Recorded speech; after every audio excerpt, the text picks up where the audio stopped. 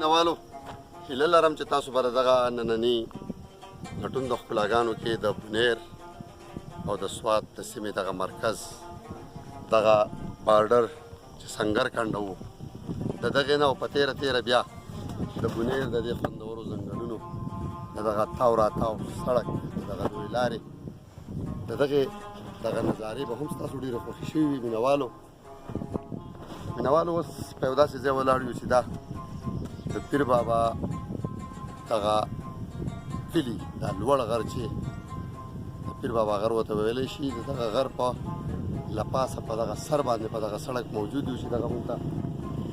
دغه د پیر بابا ودانۍ دي ورپسې ډېر مختلف غټ غټ کلي او غټې غټې علاقې دي نو دا هم ستاسو سره په دې هیله شریکې کړئ چې تاسو به یقینا خوند واخلئ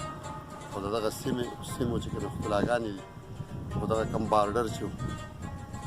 د دواړو د بونیر او د سوات په منځ سنګر کنډه دغه هم د تمو خو هم د دې سره